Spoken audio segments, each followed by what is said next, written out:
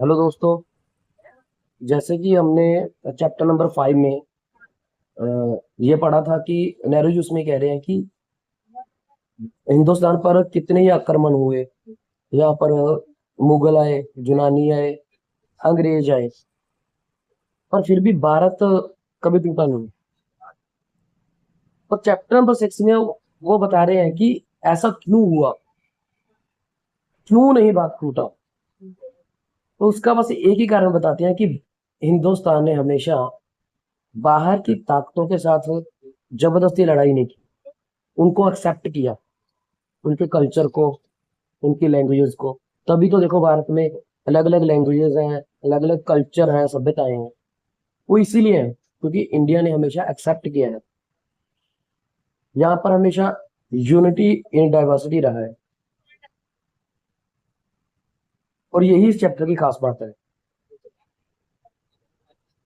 जैसे कि मैंने पहले भी बताया था कि अगर किसी ने भी इंडियन कल्चर को जानना है, इंडियन हिस्ट्री को, स्पेशली इंडियन हिस्ट्री को जानना है, क्योंकि हमें बहुत चीजें स्कूलों में बताई नहीं जाती।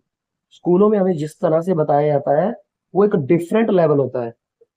पर the discovery of India by Jawaharlal Nehru, ये किताब इतनी बढ़िया किताब है कि यहाँ पर आपको असली हिंदुस्तान की पहचान मिलेगी, असली हिंदुस्तान को जानने को मिलेगा, जो स्कूलों में या कॉलेजों में कहीं भी नहीं बताया जाता हमें।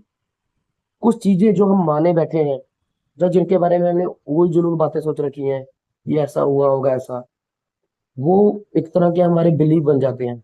हम उन्हीं के ऊपर चलने लगते हैं, जो कि हमें असलियत में कुछ नहीं मालूम, सुनी सुनाई बातें होती हैं। पर इस किताब में आपको वो सब चीजें जानने को मिलेगी कि ऐसा भी हुआ था, ऐसा भी था, और ऐसा नहीं था जो हमें बताया जाता है।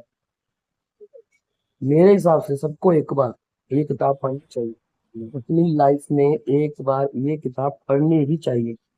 मैं सभी के लिए रिकमेंड करता हूँ ये किताब।